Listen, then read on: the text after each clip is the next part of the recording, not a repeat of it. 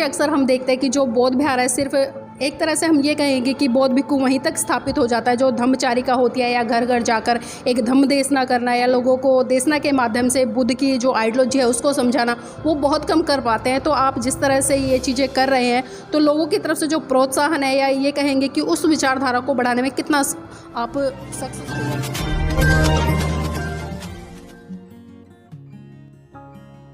नमो बुद्धाय साथियों, आज है हम अशोका बुद्ध विहार शास्त्री नगर मेरठ उत्तर प्रदेश में।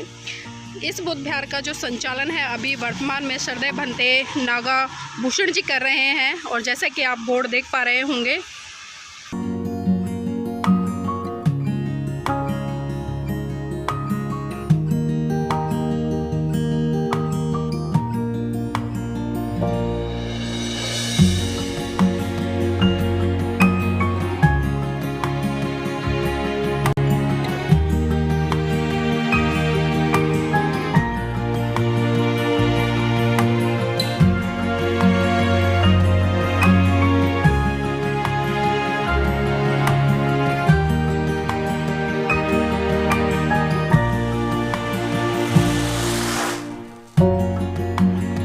साथियों, इस बौद्ध विहार की एक विशेषता यह है क्योंकि यहाँ पर जो छोटे छोटे बच्चे हैं उनको मॉन्क बनाकर एजुकेशन दी जाती है। वो चीवर में रहते हैं और धम्म के आचरण में रहकर ही एजुकेशन लेते हैं। जिस तरह से आप देख पा रहे होंगे कि यहाँ पर साथ साथ में अभी क्लास भी चल रही है, और मैं आपको एक बार थोड़ा सा दिखाना चाहूँगी।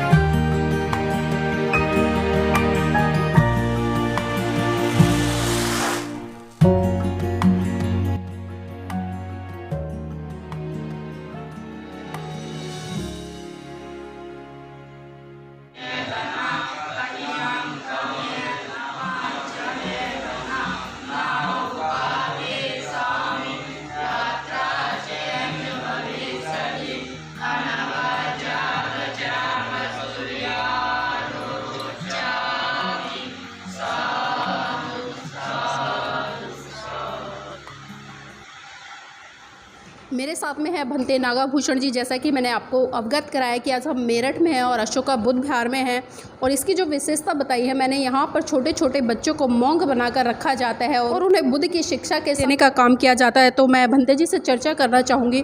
भंते जी, इस बुद्ध विहार की स्थापना कब हुई थी और किस तरह से इस बुद्ध विहार में गतिविधियाँ होती हैं? बुद्ध विहार का स्थापना आज से कम 25 साल पहले हुआ है। यहाँ का शास्त्री नगर के उपासक लोग, बामसेफ के और भारतीय बौद्ध महासभा के उपासक लोग इस ज़मीन को खरीद के इस बुद्ध विहार बनाया है जी। और आगे उसके बाद ज़मीन खरीद के धीरे धीरे छोटा छोटा कमरा बनाते गया है, धीरे धीरे डेवलपमेंट किया है। जो हम इस कमरे में बैठे, ये दम्मा हॉल है, बराबर में और एक कमरा है और रसोई घर है, और ऊपर छत पे फर्स्ट फ्लोर में 2 कमरा हैं जी। भंते जी, यहाँ पर जो मॉन्क बनकर छोटे छोटे बच्चे रहते हैं उनको किस तरह की एजुकेशन दी जाती है? जी, यहाँ छोटा बच्चे समनेरा बन के 2 प्रकार की पढ़ाई करते हैं। एक प्रकार बुद्ध शासन का शिक्षा है, वो बुद्ध विहार में रखें पढ़ाई करते हैं, और दूसरी प्रकार जो बाहर का एकेडमिक शिक्षा है वो यहाँ नज़दीक में एक doctor BR Ambedkar inter college है, उसमें जाके एकेडमिक पढ़ाई करते हैं। हम 6ठी कक्षा से लेके 12वीं कक्षा तक एडमिशन लेते हैं। और 12वीं के बाद भी यदि कोई छात्र स्टूडेंट समनेरा पढ़ाई करना चाहे तो वो पढ़ाई कर सकते हैं। और छठी से लेके 12वीं तक जो भी यहाँ पढ़ाई करने के लिए आते छात्र उनके लिए निःशुल्क है। सिर्फ जो स्कूल का खर्चा है, जूता जुराब, स्कूल का बैग है, स्कूल का यूनिफॉर्म है, जो सबसे ऊपर क्लास का जो टेक्स्ट बुक हैं उसका खर्चा सिर्फ पेरेंट्स लेते हैं। और बुद्ध विहार में रहने का जो खर्चा है, खाने का और जो भी यहाँ के लिए रहने का, खाने के लिए जो भी खर्च होता है वो चीवरदारी को जो दान में मिलता है उसी से चलाते हैं हम। बंते जी, जो दिनचर्या होती है किस तरह से शुरू होती है?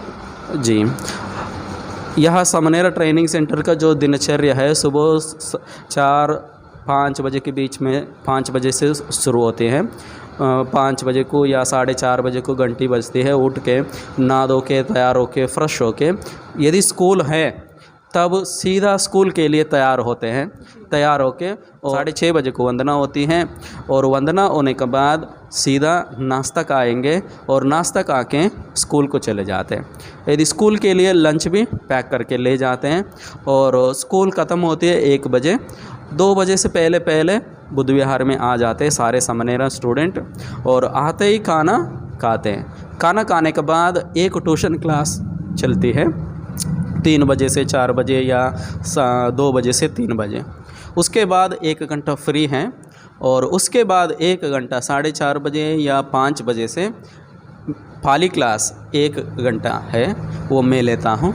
उसके बाद 6:30 बजे को वंदना है। वंदना के बाद फिर दोबारा बार और एक ट्यूशन क्लास चलती है, इंग्लिश है या मैथ्स है वैसा। और उसके बाद खाना खाएंगे और उसके बाद 9:30 बजे तक सब लोग रेस्ट करेंगे। बंते जी, जो यहाँ पर श्रामीण बनकर जो बच्चे रहते हैं उनको जब वो पहली बार आते हैं उनको आप अनागारिक बना के रखते हैं या सीधा फिर चीवर ही दे देते हैं?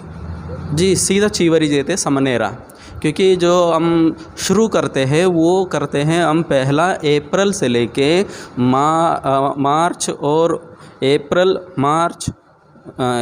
मई, ये 2 महीना उनको प्रोबेशन पीरियड रहता है जी। ये 2 महीना प्रोबेशन पीरियड रहता है। 2 महीना सब कुछ चीवर में रहते हैं। उस समय पूरा प्रशिक्षण देते हैं। उस समय ये स्टूडेंट और हमको पता पड़ जाता है वो स्टूडेंट यहाँ रहने के लिए अभ्यास लिया या नहीं लिया, या रहने के लिए लायक है या नहीं है हमें पता पड़ जाता है। जब जो रहने के लिए लायक है उनको मई 20 तारीख को सारे यो एकेडमिक का जो यूपी का स्कूल से बंद हो जाती है। फिर उसके बाद जुलाई में शुरू होता है 1 तारीख को।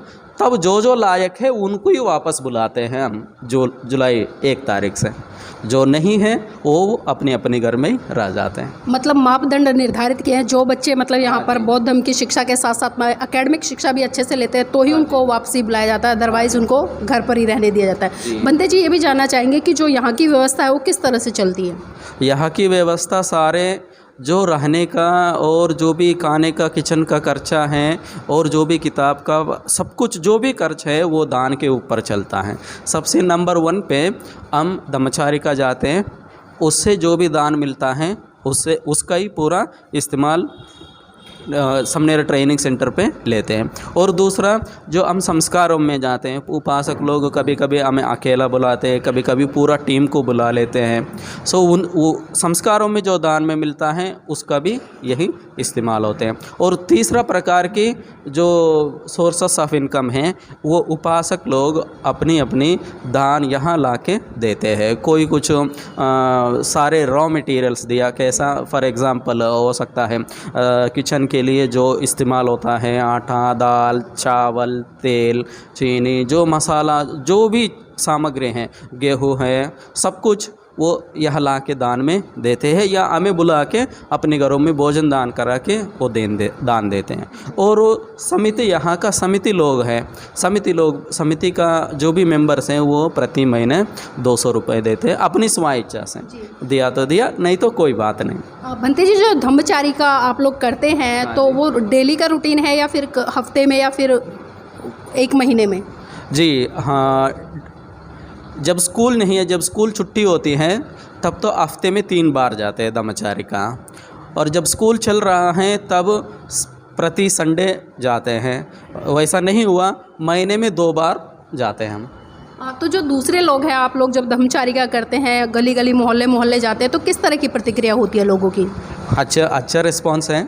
सब लोग देख देख के हमें जो भी धम्मचारिका में अच्छा रिस्पॉन्स देते हैं। जो हिंदी में एक कहावत है ना, जो दिखता है वो बिकता है वो। सो इसलिए पहला जो हम दिखा रहे हैं उसी को देख देख के लोग अच्छा रिस्पॉन्स करते हैं।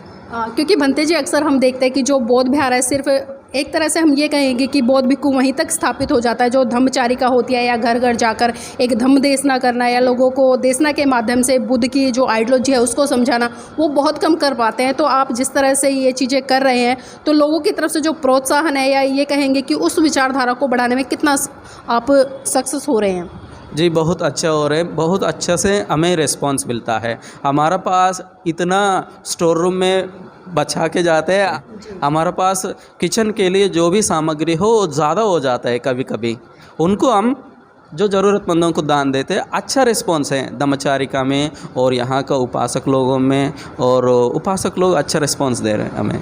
बहुत बहुत धन्यवाद भंते जी। तो ये थे हमारे साथ में भंते जी, जिन्होंने ही बताया कि किस तरह से वो यहाँ पर जो छोटे छोटे ग्रामीण भिक्खु बने हुए हैं उनको एजुकेशन देने का काम करते हैं, और उसी के साथ साथ में धम्म की जो गतिविधियाँ हैं उनमें भी सम्मिलित करते हैं। और ख़ासकर एक बात जो मुझे बहुत अच्छी लगी, क्योंकि जो धम्मचारिका है वो हमें बहुत कम देखने को मिलती है, लेकिन जैसा कि भंते जी ने बताया कि वो साप्ताहिक धम्मचारिका भी करते हैं, लेकिन जब स्कूल खुल जाते हैं तो 15 दिन में वो एक बार होती है। क्योंकि देखिए, एक बात बहुत अच्छी कही है कि जो दिखता है वो बिकता है। जब तक हमारे बौद्ध भिक्खु धम्मचारिका नहीं करेंगे, घर घर जाकर अपने उपासक उपासिकाओं को धम्म देशना नहीं देंगे, तब तक हम बुद्ध की विचारधारा को आगे प्रचारित और प्रसारित नहीं कर पाएंगे। इन्हीं मंगल कामनाओं के साथ में हम यहाँ पर तहे दिल से इन सबको साधुवाद देते हैं कि इस मंगल में काम करने के लिए ये तथागत के बताए हुए मार्ग पर बढ़ते रहें। जय भीम, नमो बुद्धाय।